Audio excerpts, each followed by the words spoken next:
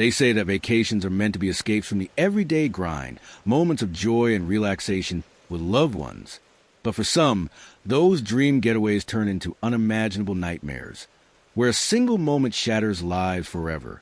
This couldn't be truer in the case of Amy Lynn Bradley, a bright, athletic 23-year-old woman who vanished without a trace from a luxurious cruise ship in the Caribbean. One minute, she was dancing the night away, full of life and promise. The next, she was gone, leaving behind a trail of unanswered questions, heartbreaking sightings, and theories that range from tragic accidents to sinister abductions. Amy's disappearance has haunted her family for over 27 years, fueling speculation about human trafficking, foul play on the high seas, or even a voluntary escape. In this video, we'll dive deep into Amy's story, the vibrant young woman she was, the eerie events leading to her vanishing, the botched initial response, the chilling alleged sightings, and the ongoing quest for truth that have been reignited by a recent Netflix docuseries. Was Amy pulled into a dark underworld, or did the ocean claim her? Amy Lynn Bradley was born on May 12, 1974, in Petersburg, Virginia, to parents Ron and Iva Bradley. Ron worked as an insurance executive, providing a stable middle-class life for the family in Chesterfield County. Amy grew up alongside her younger brother, Brad, in a supportive household that emphasized education and athletics. From a young age, Amy showed remarkable talent in sports, particularly basketball. She attended L.C. Byrd High School, where she honed her skills on the court and later earned a full basketball scholarship to Longwood University. There, she majored in sports psychology, graduating in December 1996 with dreams of a career helping athletes mentally prepare for competition. Amy was no stranger to the water either. She had worked as a lifeguard, building strong swimming abilities that would later become a key point in debunking certain theories about her fate. But Amy was more than her achievements. Friends and family described her as outgoing, kind-hearted, and fiercely independent. She had a distinctive look.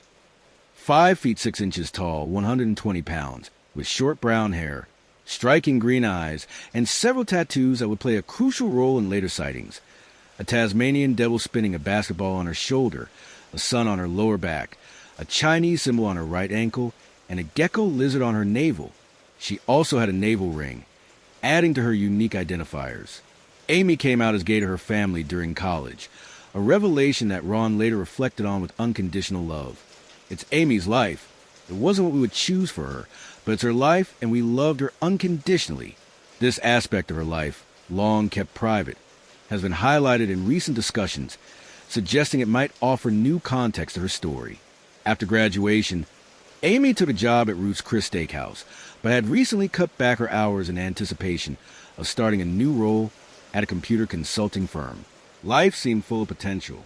To celebrate, Ron's employer gifted the family an all-expenses-paid cruise on Royal Caribbean's Rhapsody of the Seas, a massive vessel promising sun-soaked days and starry nights. The ship departed from San Juan, Puerto Rico on March 21st, 1998, bound for Aruba and then Curacao in the Dutch Caribbean. Amy was initially apprehensive about the trip. Her fear of heights made the towering ship intimidating, but she was excited to spend time with her family, especially since Brad had just returned from college. The cruise started smoothly. The Bradleys enjoyed the amenities, from fine dining to onboard entertainment. On the evening of March 23rd, 1998, the second night at sea, Amy and Brad decided to hit the ship's disco on the 9th floor deck for a lively party. There, they mingled with passengers and crew, including members of the ship's band, Blue Orchid. Videographer Chris Fenwick captured footage of Amy dancing exuberantly with Alistair "Yellow" Douglas, the band's bass player, known for his charismatic personality and distinctive nickname, derived from his Jamaican roots. Douglas later claimed he left the party around 1 a.m., but witnesses would paint a different picture. Amy and Brad stayed out late, soaking in the vibrant atmosphere. The ship's computerized door lock system recorded Brad returning to the family cabin at 3:35 a.m., with Amy following at 3:40 a.m. The siblings sat on the balcony, chatting under the stars as the ship cut through the dark waters toward Curacao. Brad recalled Amy feeling a bit unwell, perhaps from the drinks or the motion of the sea, so she opted to stay outside for fresh air while he went to bed. That was the last confirmed time Brad saw his sister, around 5:15 to 5:30 a.m. on March 24th. Ron woke up and glanced out the balcony. He saw Amy asleep in a lounge chair, her form silhouetted against a pre-dawn sky. Reports conflict on whether the balcony door was open or closed, but Ron didn't disturb her and went back to sleep. When he awoke again at 6 a.m., Amy was gone. Her shoes were still in the cabin, but her cigarettes and lighter were missing. Ron assumed she had gone for coffee or to watch the ship dock in Curacao, so he began searching the common areas. After 30 minutes with no sign of her, panic set in. He woke Ivo and Brad at 6:30 a.m., and the family reported her missing to the crew. What happened in those critical 30 to 45 minutes remains one of the greatest mysteries. 3 witnesses later came forward, claiming to have seen Amy on the upper deck between 5:30 and 5:45 a.m. with Yellow Douglas. They described Douglas handing her a dark liquid drink, possibly coffee or something stronger, and the pair heading to an elevator together. Douglas was then seen leaving the area alone shortly after 6 a.m. These accounts directly contradicted Douglas's earlier statement, raising red flags. The ship's response would become a point of intense criticism. The Bradleys begged the crew to seal the ship, prevent passengers from disembarking, and make a public announcement to locate Amy. Instead, the purser's office delayed, insisting on waiting until the ship docked in Curacao. By the time an announcement was made at 7:50 a.m., "Will Amy Bradley please come to the purser's desk?" Most passengers had already left for shore excursions. A full search of the ship didn't occur until between 12:15 p.m. and 1 p.m., hours after her absence was noted. No trace of Amy was found. No signs of struggle. No blood. Nothing to indicate she had fallen overboard. As the ship docked, the Bradleys' desperation grew. Brad later recounted hearing what he thought was Amy calling his name from a passing van, but upon pursuit, it contained only an elderly man. The Dutch Caribbean Coast Guard launched a 4-day search involving helicopters, a radar plane, and a chartered boat, but it yielded nothing. Royal Caribbean cooperated initially, but faced backlash of the delayed response, which many believe allowed potential evidence or suspects to slip away. Authorities quickly involved the FBI, given the international waters and U.S. citizenship of Amy. Douglas was interviewed and polygraphed.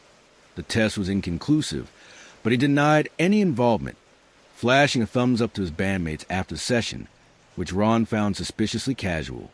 Initial theories leaned toward accident.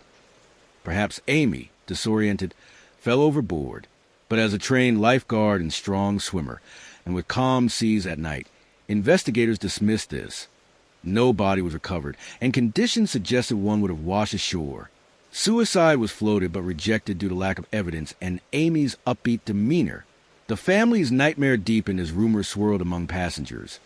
Whispers of Amy being drugged to the disco, attempting to swim to shore, or being kidnapped. The Bradleys clung to hope, distributing flyers in Curacao and pleading for leads. A local taxi driver approached them in April 1998, claiming he saw Amy running through a parking lot on March 24th, desperately seeking a phone. He remembered her piercing green eyes, but couldn't provide more details that led anywhere. As months turned to years, alleged sightings began to pour in, each more chilling than the last, painting a picture of a woman trapped in a horrifying fate. The first major one came in August 1998, when Canadian tourist David Carmichael, on a scuba diving trip in Curacao, spotted a woman on Playa Porta Marie Beach who matched Amy's description. She had the Tasmanian devil tattoo visible on her shoulder and was accompanied by 2 aggressive men. As Carmichael approached, one man glared at him, and the woman was motioned away before she could speak. Carmichael testified before a federal grand jury. Haunted by the encounter, "I think about it every day." The FBI searched the area but found no trace. Then, in January 1999, U.S. Navy Petty Officer Bill Hefner reported a disturbing encounter in a Curacao brothel. A woman approached him, whispering, "My name is Amy Bradley, and I need help." She claimed she had left the ship to buy drugs, but was now held captive by dangerous men. Before Hefner could react, 2 men intervened and dragged her upstairs. Hefner didn't report it immediately, fearing repercussions for his career, but came forward after retiring in 2002. He passed polygraph tests, but by then, the brothel had burned down, erasing any physical evidence. Sightings continued to emerge from unexpected places. In April 2003, witnesses in San Francisco claimed to see a woman resembling Amy with two men, watching a street musician. She gave a pleading look before the men seized her and fled. The FBI released sketches, but leads dried up. In March 2005, tourist Judy Maurer encountered a dark-haired woman in a Barbados restroom during another cruise. The woman, flanked by three men who left briefly, said, "My name is Amy from Virginia," before the men returned and whisked her away. Maurer saw her again in a store line and walking with four men, describing her as controlled and distressed. Sketches were made, but again, no breakthroughs. One of the most haunting pieces of evidence surfaced in 2005 when the Bradleys received anonymous photos from an adult website advertising an escort service in the Caribbean. The images showed a woman posed provocatively, identified as Jazz, with facial features, nose, chin, hair that Iva swore matched Amy's. Forensic analysis by the FBI concluded a high likelihood it was her, based on dimensional comparisons. But the site's IP couldn't be traced. Another sighting in January 2007 placed Amy dining with four men at the Mill restaurant in Aruba, but details were sparse and unverified. These sightings fueled the dominant theory that Amy was abducted and sold into human trafficking. The Bradleys, particularly Iva, believed this instinctively, with Iva stating, "As a mother, I know someone took her." Cruise ships, with their transient populations and lax security in ports, have been linked to such crimes, and Amy's case highlighted vulnerabilities in the industry. Critics pointed to the delayed announcement and search as a cover-up to protect the cruise line's reputation. Alternative theories persist. Some speculate Amy voluntarily disappeared, perhaps overwhelmed by life changes, coming out as gay, starting a new job, or to start anew.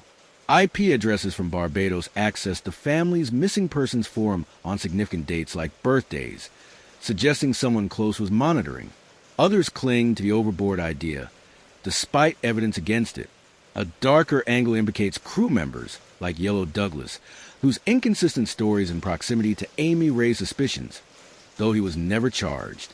The FBI has offered a $25,000 reward for information leading to Amy's recovery or the conviction of those responsible. Videos from the agency, including ones marking the 20th anniversary, urge tips via local offices or anonymously online.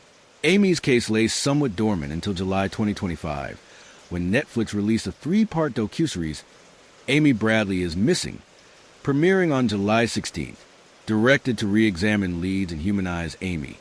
It features interviews with the family, eyewitnesses, FBI agents, and first-time speakers like Lori Thompson, who saw Amy with Douglas, and Amica Douglas, Yellow's daughter.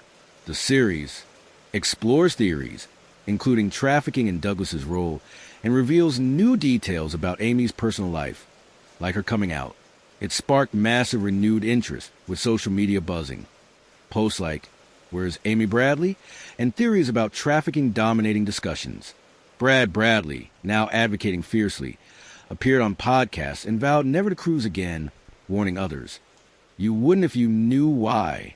The family slammed a forthcoming 2026 book suggesting a sensational gay theory, calling it exploitative. Ron keeps Amy's car pristine in the garage, ready for her return, while Iva kisses her photo goodnight, whispering, "Maybe today." Brad sums up their enduring hope. "We will never give up. I have a gut feeling she's out there." The docuseries ends on a poignant note, urging viewers to share tips, as even after 27 years, closure feels possible. This case exposes flaws in cruise ship protocols, where profit often trumps safety, and the horrors of potential trafficking on the high seas. Amy's story is a cautionary tale, a reminder that danger can lurk in paradise. What do you think happened to Amy Lynn Bradley? Do the sightings convince you she's alive, perhaps trafficked, or do you believe she met a tragic end overboard? Was the cruise line's response negligent enough to warrant accountability?